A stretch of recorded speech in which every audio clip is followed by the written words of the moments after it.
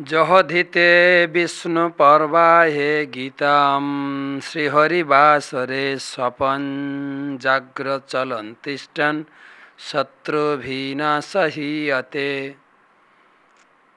প্রতিদিন বিশেষ করে বিষ্ণু পর্বে বা হরিবাসর একাদশী তিথিতে কেউ যদি গীতা পাঠ করে তিনি সর্বদা অভয় থাকবেন।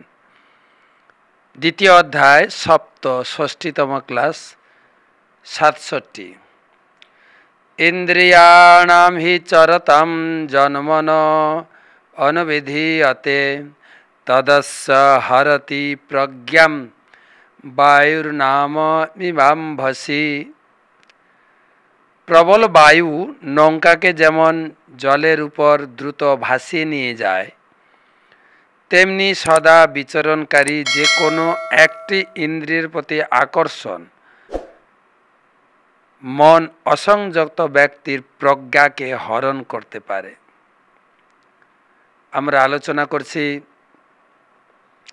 কিভাবে ইন্দ্রিয় সংযম করবেন। যিনি ভগবানের ভক্ত তিনি অবশ্যই ইন্দ্রিয় সংযমী হবেন। সেই অর্থে ভগবান বলছেন আমাদের পঞ্চ ইন্দ্রিয় প্রখর। চক্ষু, যেরকম আমরা উদাহরণ দিয়েছিলাম, চক্ষু এত প্রখর, এই যে পতঙ্গ চক্ষুর আকর্ষণে আগুনের আকর্ষণে আগুনে গিয়ে ঝাঁপ দিয়ে মরে। কর্ণ হরিণ, চক্ষু, নাসিকা ভ্রমর, জিহ্বা মাছ, ত্বক হচ্ছে হাতি।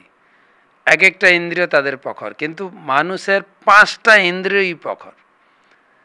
তো ভগবান বলছেন 5টা ইন্দ্রিয়কে সংযত করতে হবে, ভগবানের সেবায় লাগিয়ে রাখতে হবে। যদি একটু সুযোগ দিয়ে দেন কোনো ইন্দ্রিয়, ধরা চোখ, আমি পুরুষ, একটু সুন্দরী রূপ দেখে নিই, জীবনটা শেষ হয়ে যেতে পারে। তো সেজন্য বলছেন যেরকম বায়ু নৌকাকে বিচলিত করে, একটাও ইন্দ্রিয় যদি অসংযত থাকে জীবন শেষ। এর আগের শ্লোকে 62-63 শ্লোকে দেওয়া হয়েছে।